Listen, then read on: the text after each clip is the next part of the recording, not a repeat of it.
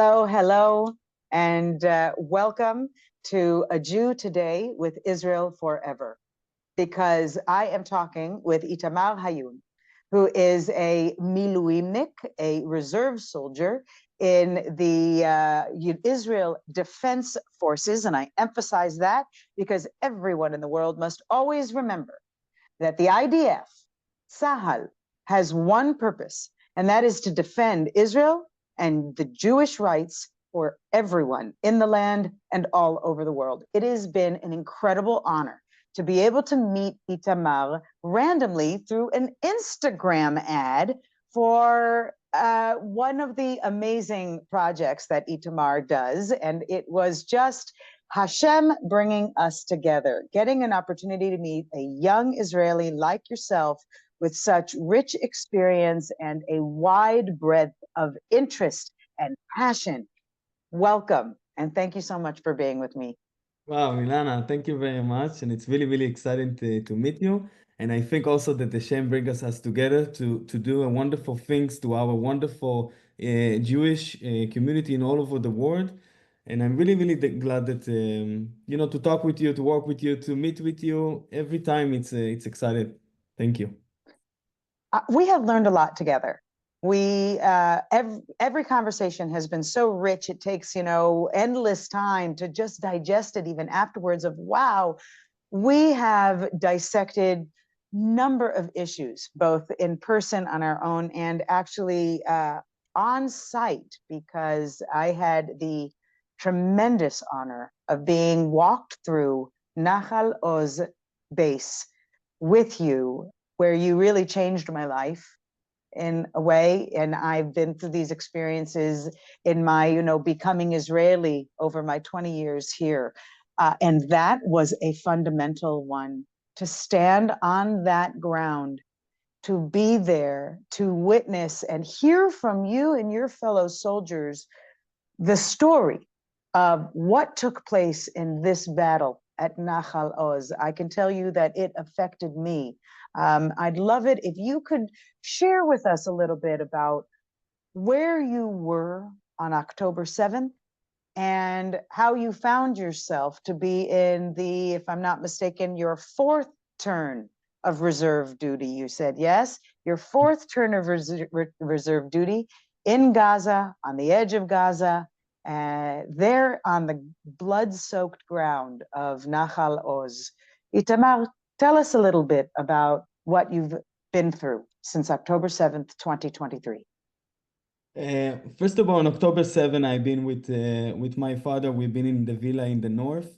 We just celebration his birthday with the grandkids and my sister and the whole family. And we wake up in the Saturday morning and we start seeing the first news.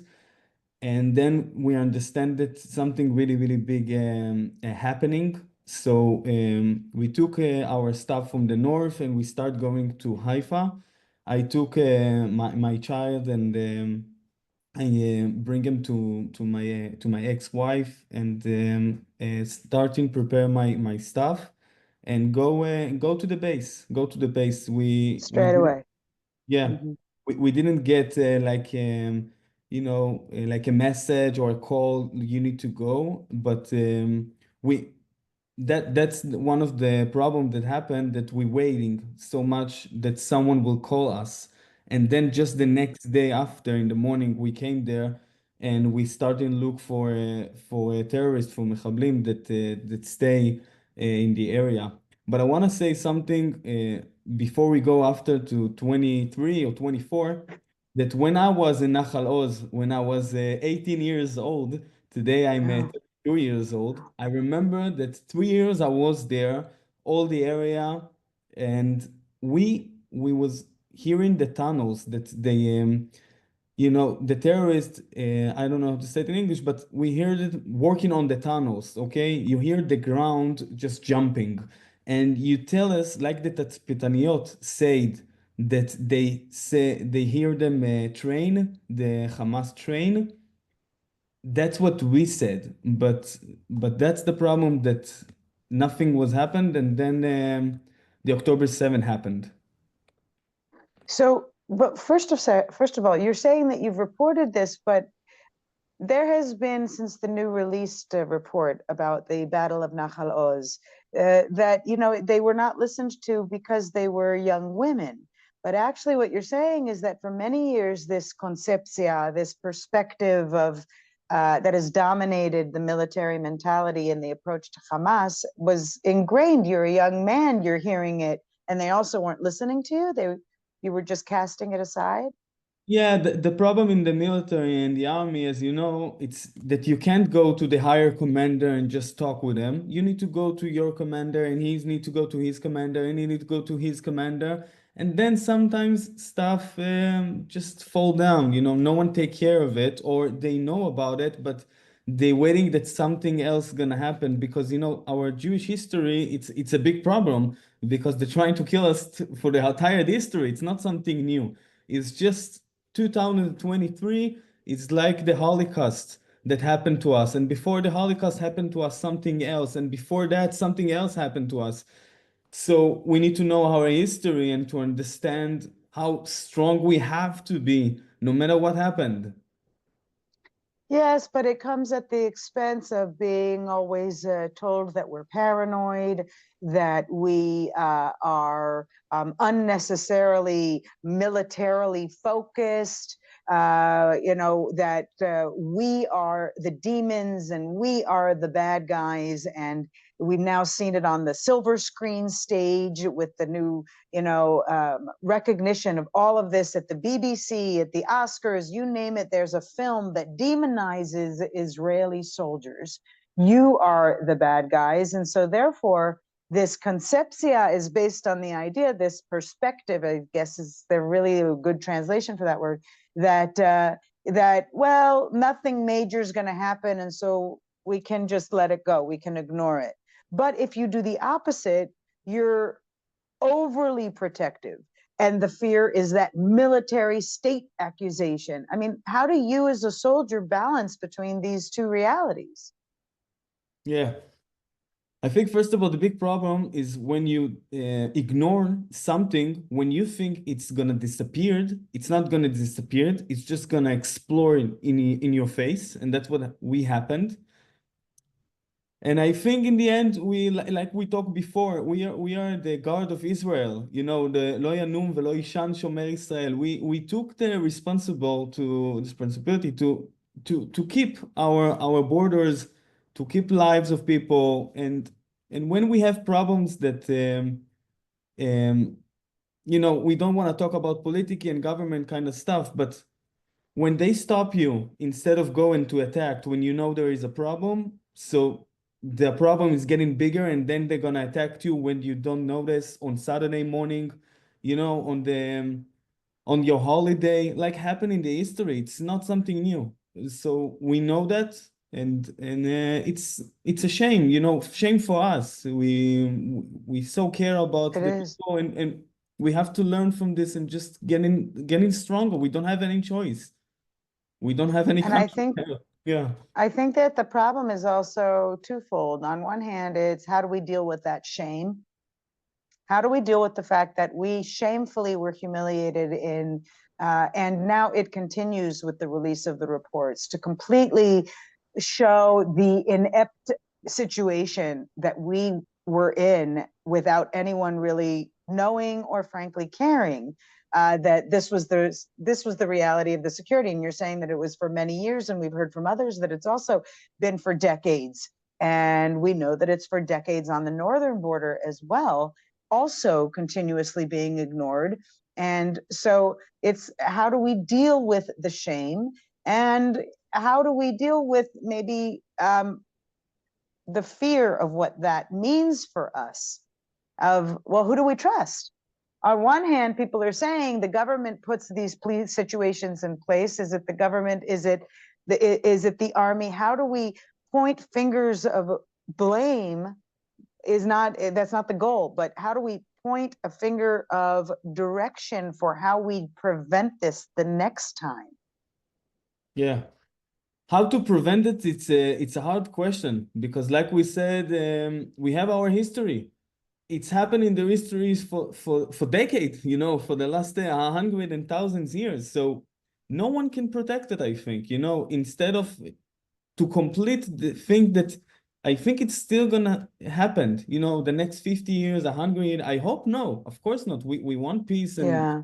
we want to live like this, okay? But you see what happened. You see that people murder and attacked and you know did so many stuff that I saw in my eyes, unfortunately, in the first days over there. And it's terrible. It's really terrible because this stuff that they did, it's stuff that I think the people did like 100 years ago. It's never happened in the you know, it's never happened like this. Even if you No, and then they celebrate it. And there you are in Gaza, surrounded by the people who celebrate it. yeah. You're in this situation. How do you get through that? How do you, in your own mind, how do you cope with this? You're amongst people who celebrate such bestial behavior and a bestial mentality. Uh, you know, I know that many soldiers have uncovered terrible books, and the Mein Kampf in Arabic being just one of the many examples of how they demonize Jews. You know, the events that happen in history, they also have other patterns involved, and how we teach our children is one of them. Um, so how was that for you as a soldier in terms of coping with everything So that you saw? I'm saying right now, after more than the 250 days that you know, given in the Miluim, like you said, the fourth round, every time it's hard to go back, okay, to put your weapons, to get your uniform, to go and to deal with stuff. A sniper shot me like a meter from me, and it's hard. I lost friends on the battle. So people asking me how you keep going to come, how you keep going. You don't have to. But the problem is that if I'm gonna stay here and I'm gonna take care of only for myself, so nothing is gonna be safe. My business is not gonna be safe. My children is not gonna be safe. My family is not gonna be safe. We have to take care of the security. Security, it's first of all for our nation, for the Jewish nation. Then it's my family. Then it's my son. Then it's my business. But security, it's something that our generation, the people is the 30 years old, 35, 25, you know, I'm talking right now, the man and the woman that go to be warriors, they need to take the responsible and keep the borders, keep the ground, be there, show the security. And again, if it's gonna happen again, I hope that they're gonna have more, they're gonna lose again. We have to keep ourselves. Well, we know that they keep planning it again and again. The Yeah. instructions for an October 7th style attack in Judea and Samaria have been exposed. We have the number of attempted attacks is growing every day. How is it that a common person can feel that same confidence? Like, even if and I look at every soldier and I you know, chamsa, chamsa, chamsa, you know, give them a bracha every time. And my children also, thank you, toda, thank you for your service. And, you know, it's an amazing feeling to see these young men and women. But there's kind of a disbelief that the leadership allowed so many failures, one after the other, in every level above the common soldier. And how do we cope with that? How do you cope with that? What are we supposed to think as we move into what looks like a continuation of this war? Yeah, the war will never stop, and they keep No. it's never stop. They keep fighting, and they do the you know they're getting weaponed, and I don't want to say they're getting stronger, but they they in the tunnel, okay, and it's really hard to get there without get any friends. They're dying, you know. It's you're fighting in a terrorist. You're fighting in an organization that still get money from another Arabic families, you know, in Lebanon or in Qatar or in Iran or in other places. They get knowledge, they get money, they get people, they get everything to kill the Jewish people. How are we gonna get peace? We need to be, it's a little bit hard for me to explain it in English, but we have to be patient and showing to the world how they can help us to figure out this thing. And also the world in Europe and in other countries, right now they understand what is it the Islam and what they're doing. And I think Germany, they have a problem, really, really problem. French, they have a problem. And it's not only And Israel. the United States now. In And the United United States States, now. they have a And really, it's really been, problem. but dissect this with me. What do you mean? When you're saying to me, you're fighting a terrorist, let's move to the individual instead of just the organization. People don't really know what that means. They're not fighting in the tunnels in Gaza. They don't know what that means. And so when we say fighting a terrorist, you're talking about somebody who, because of all that money, is willing to die. He does not care as long as he kills you. Yeah, they don't care about it. They talking with the children. I saw it because when we get into Gaza in the first time, we saw the books, when they go to school. And we saw in the book what they say about how Palestine have to grow up, how the Jewish people, what they did to us. They learned the children the history that never happened. That's the story that they want to tell them. But that's the story that really happened. I don't think so. Because I saw you talking with people. You're talking with people I saw the people from Gaza. If they really want to work and really want to peace, it's one thing. But then they're doing another thing that they like to lie. That's what they're doing for a living. They're lying to each other. They're lying to Jewish people. They like it to work. It's just, I think it's education from the beginning, on the beginning of generation, that it's taking really time to fix that. It's how. And you felt this. You were face to face with the people and feeling this while you were there. Is there something that you can remember from an encounter that you had? Because we've heard that many of the hostages, Mia Shem had shared and Larry Albag have shared these two prominent statements that have been everywhere in social media, of how there is not one innocent civilian there. There is not one person. These people who were offered $5 million just to be able to bring a hostage live home. And there was, during the Holocaust, there were Germans even who were righteous among the nations and tried to save Jews. But from Gaza, there was not one individual who attempted to save the life of any of the hostages. And that's an impossible thing for many people to wrap their minds around. So you standing there and you're with these people who hate you. They are in. Could you tell me, are there innocent civilians that are there that you would, say they have a hope to live side by side in peace with Jews?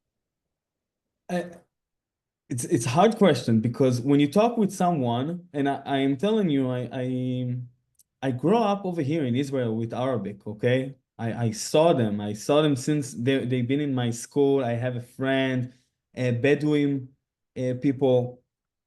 They can say something, one thing, and then let's say, for example, one of his family gonna say, "Come, help me to do something terrorist or something illegal." They will say, "Yeah, yeah, come, I will help you." But they will say something else, and that's not right because in a second they will change the situation. They will change the mind, and sometimes they don't understand what they're doing. Okay, let's just shoot this rocket. Just come help me for a second. But where is going this rocket? Where is going? It's hurting in another family in Israel. And I think that we have to change the education. I think in the end, education it's everything. It's everything. They get in decision in a second. They can say something and they do another thing without understanding what they're doing. And And sometimes they don't do it because they're bad people, because just doing stupid things of children. You know, Israelis are not all as aware of some of what's happening in the diaspora world of anti-Semitism, with the rallies going on and the encampments on campuses, the harassment. Um, that too stems from a poor education on one hand, because they can't, they clearly, these people cannot distinguish between good and evil. And on the other hand, it actually shows that these propaganda masters are able to create a form of education that literally brainwashes all learners. So it's true in Gaza, it's true in Judea and Samaria. It's true in some schools, even, I've heard rumors of some schools in Israel, even where you've got issues of very far left wing movements that have school systems where they're also teaching extremism, because that happens. But it's a smaller element. But here you have a whole society. Take it to the United States. London and Europe is very different, because you're talking about those populations being highly targeted by what I call, jihad by immigration, and that is on its way. But the United States is a little different. They have actually successfully brainwashed whole elements of society, and not just on the college campuses, but in the workplaces, in elementary schools, in the public civic systems. And that, like, what is it about their education system that is so effective, and how do we shift it? How do you re-educate people who their only source of existence is the dream of killing Jews and destroying Israel? Yeah, Qatar did a horrible thing with a lot of money for long years.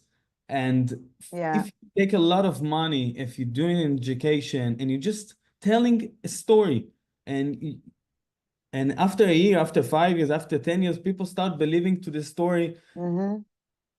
And I think you need to go back again. You need to go back to your history. You need to, the people that instead of going watching the news or go to the social media, just go and really look for the history. What really happened? What really happened 100 years ago? Well, unfortunately, all of the history pages, even on the internet, have all been co-opted You're right. by propagandists. You can't even turn to Wikipedia and get an honest answer, because they have infiltrated every possible platform.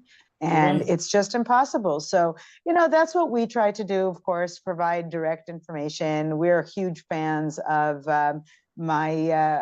somebody I really admire, Mitchell Bard, created the Jewish Virtual Library, and I think that eventually we see that just like we need to have Jewish defense and Israel Defense Forces, we need to have our own libraries, and we need to have our own education systems, because it's going to continue to be difficult to cope with the amount of misinformation.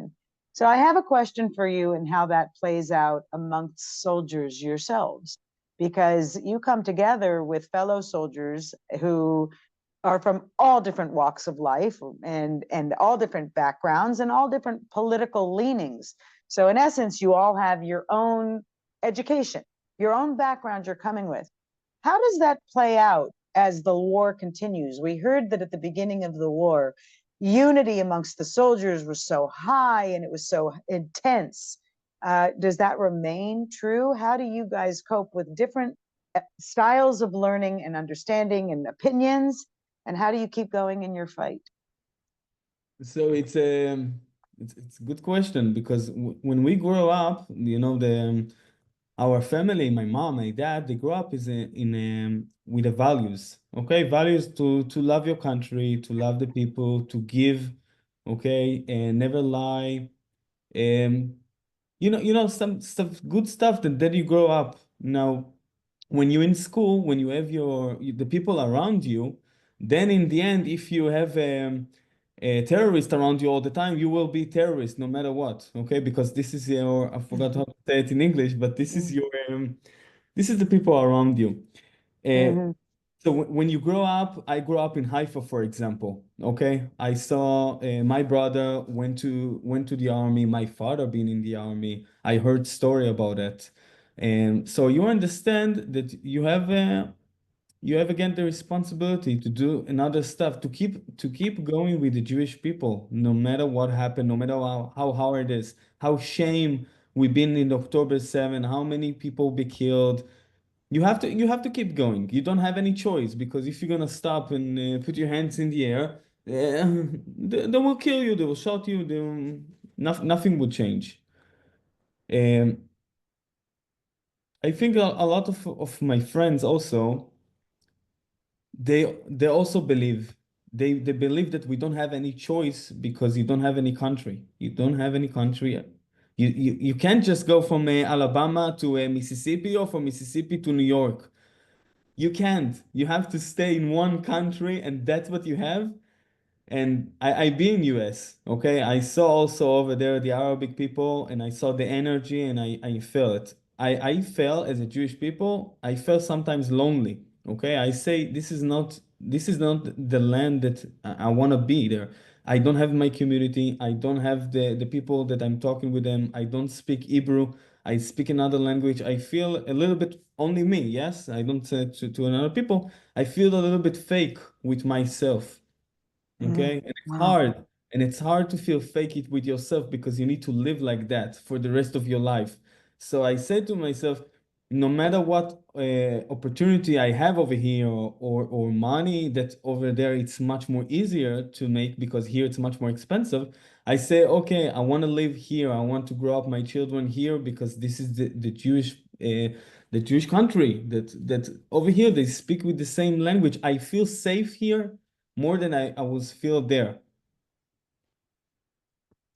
I can understand that. So you think that the fellow soldiers that you're with, that's what kind of carries you onward, that you have this shared destiny of being a part of the protection that history, yes, it's going to repeat itself, but we don't have to handle each situation by, as you said, just, להרים ידיים, to raise our Yeah. hands and say, oh, well, there's another great line that we always have to remember, lo alecha hamlacha ligmor.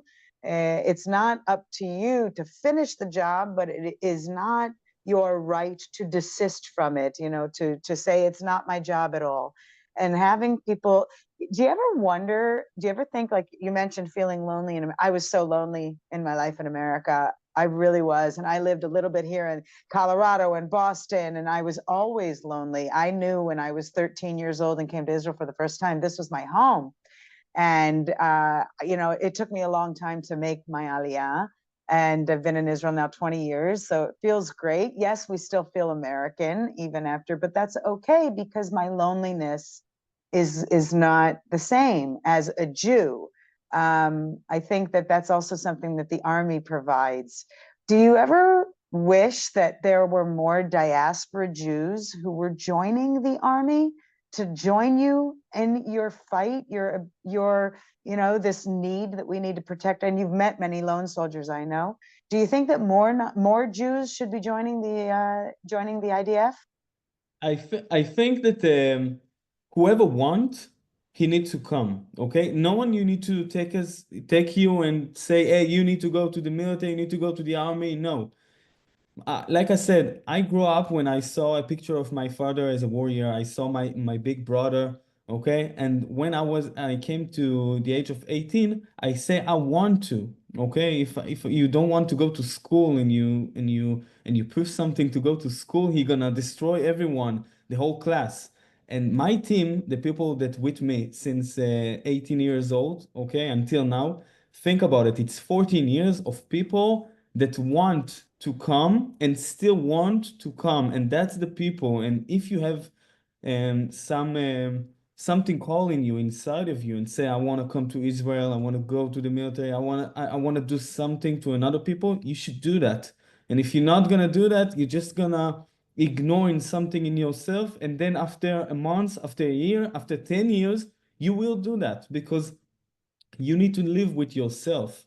So you have to do whatever is calling you inside of you.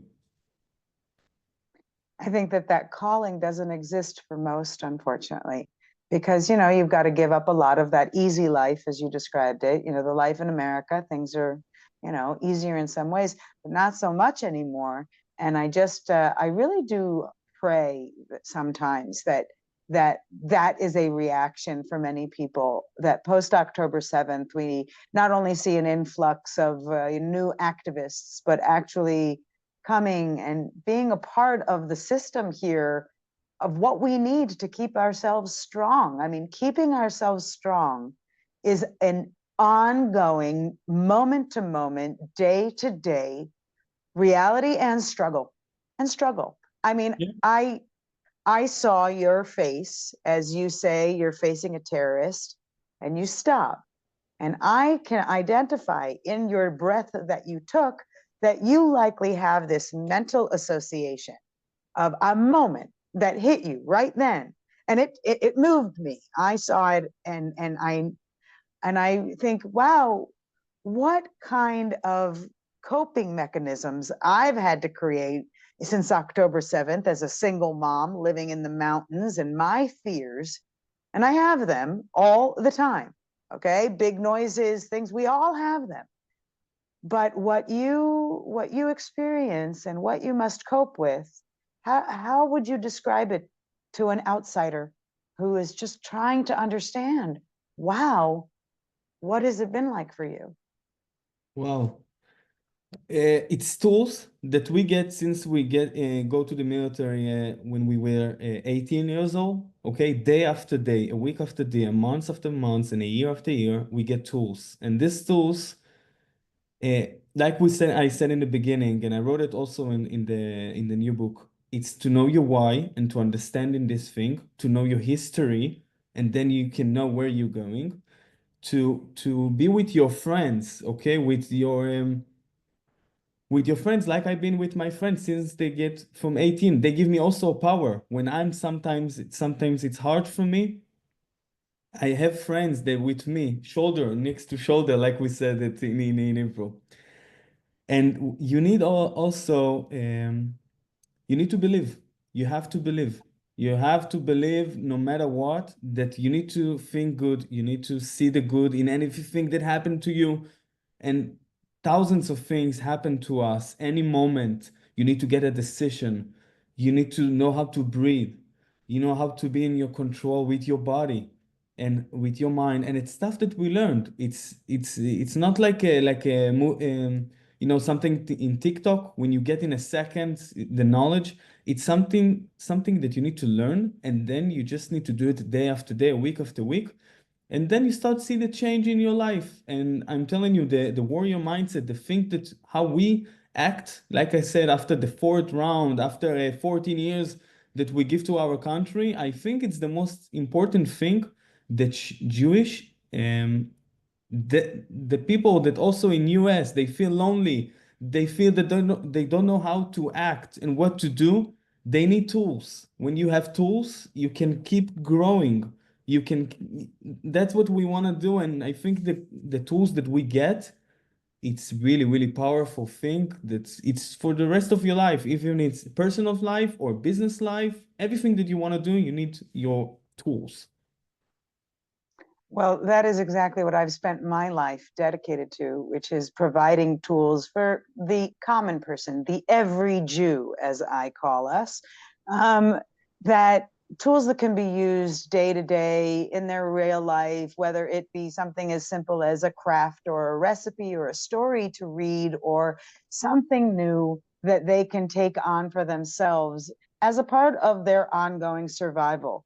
It is indeed in your situations that you've been experiencing on October 7th and since, it is what I've called momentary survival. And we who are living outside the front lines of war, we have a different type of survival, and those tools help us stay above the moment. They help us move forward, control time a little, shape that time so that we can be always strengthened in every effort that we make. And I think that's actually what brought you and I together at the beginning. We have such a similar approach. And, you know, anyone who has a why to live for and can survive anyhow, and that is the famous statement by the world-renowned Holocaust survivor, Viktor Frankl, who I have long researched throughout my life.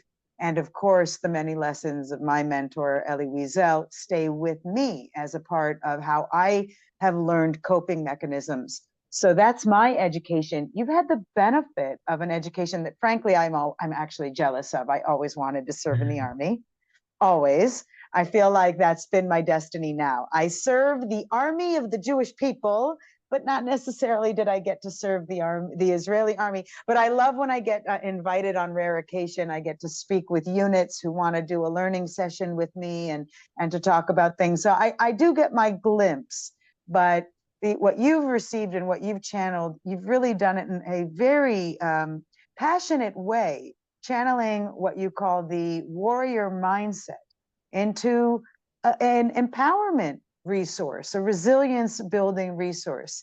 I'm really excited to share with our global community the opportunity to learn about warrior mindset. So this is a part of our Israel Strong programming partnership. And Itamar, who is an expert in these types of training, why don't you tell us a little bit about what it is so that we can invite our community to join us in our next webinar for one-on-one with you, where they're able to have a virtual conversation, talking with you, getting some tips, and then perhaps being eligible to join you for a private course in June. Tell us a little bit about how you've channeled your experience, your education, and your heart into warrior mindset. Yeah. Like you said, people, I can't bring everyone to the army, okay? Not everyone also want to, but like we said, there is stuff that in a tough moment we have to understand our Jewish power inside of us, okay? If someone can attack us, if someone can write to us something, I don't know, on Facebook, and we take it to our heart, sometimes we get pressure. You know, we have to, day after day, we have things that we need to know how to control ourselves.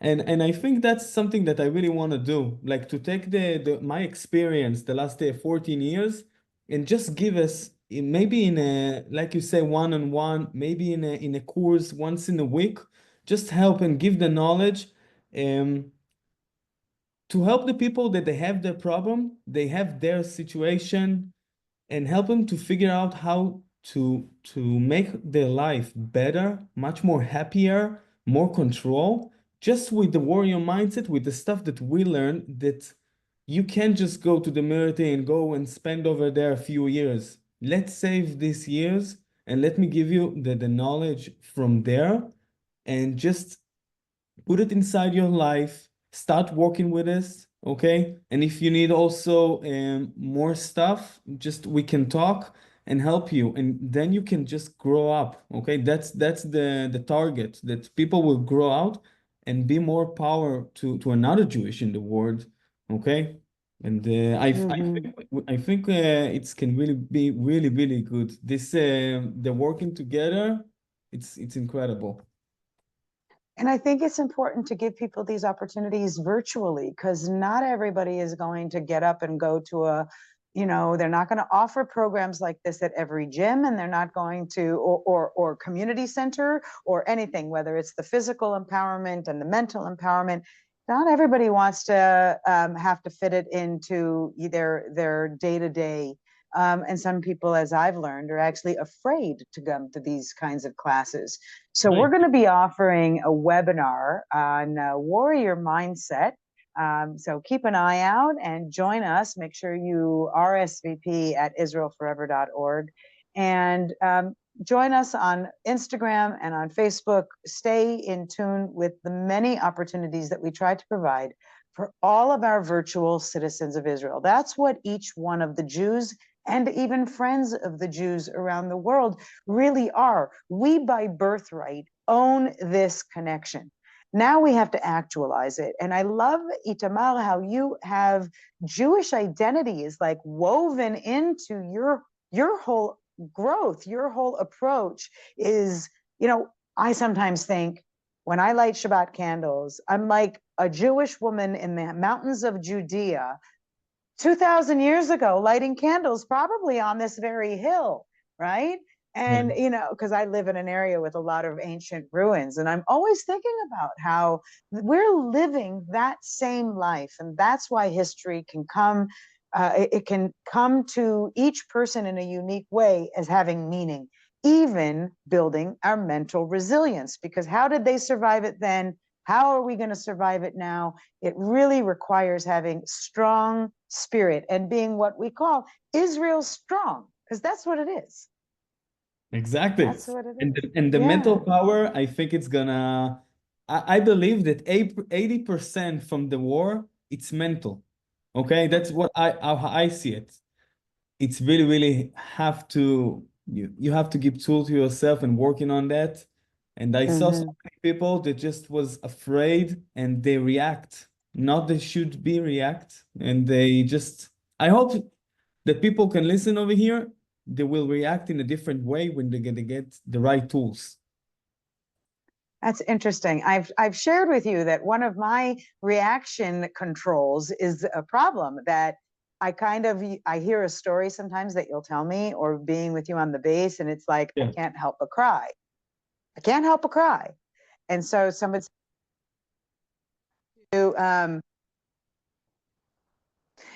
said to me, you have to control that urge. You have to get. And I feel to myself, no, maybe that's actually the okay response, because I'm immersed in something and I'm giving it my heart. How about you share with us maybe just a story of your experience of the last, something that you've gained, a story that our listeners, our learners can take with them until they meet us again? What would be a story or a lesson with your friends in Gaza, something that you feel gives our listeners an oomph of inspiration as they wait for the next time? Okay, so first of all, I have so many stories, but one of them that's calling me right now to tell it, and I think we talk about it.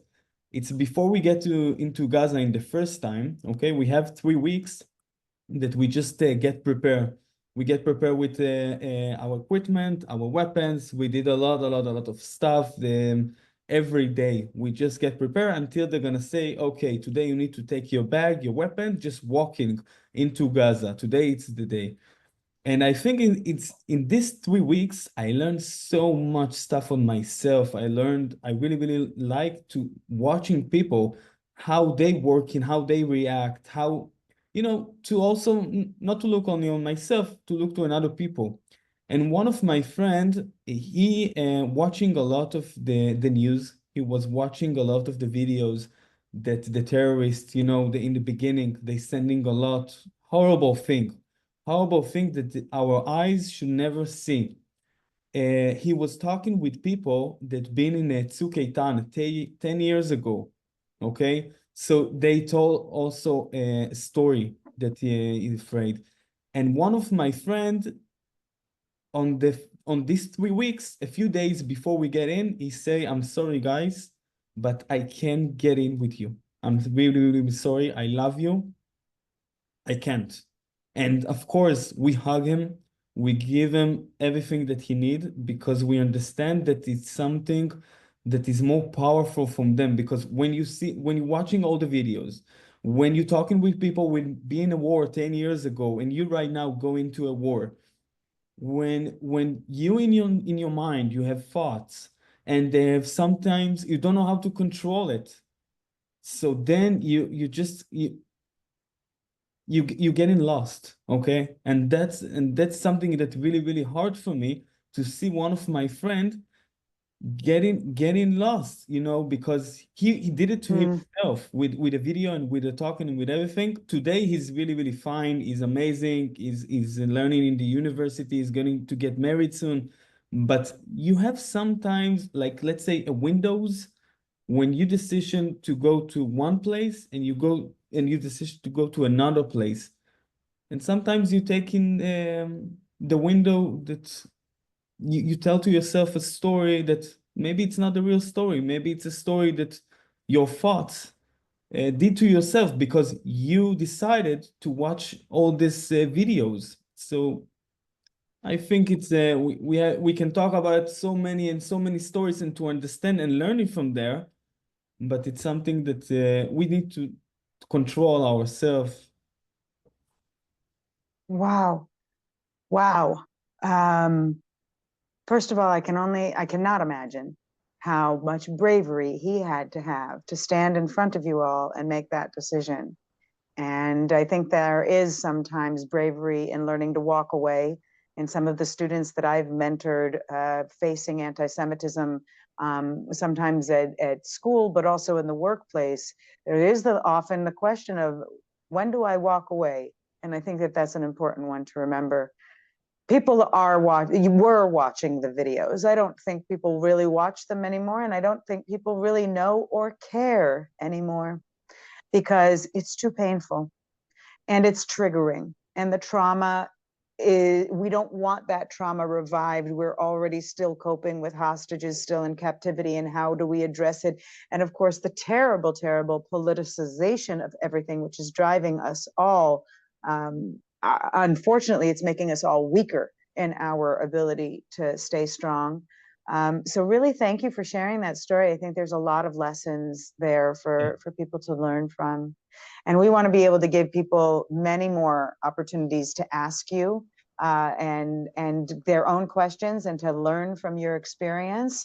So we again invite you to join us for our webinar with Warrior Mindset, and to share with us the questions that you'd like to ask. It's going to be a virtual gathering for the virtual Citizens of Israel Global Community. So make sure that you're signed up, and we look forward to welcoming you. Itamar, my last thing to ask you before I let you go is there a song or a prayer that sticks with you this whole time, that gives you strength, that we can recommend to some of our listeners to go and find the song, learn the lyrics, or find the prayer and learn the bracha?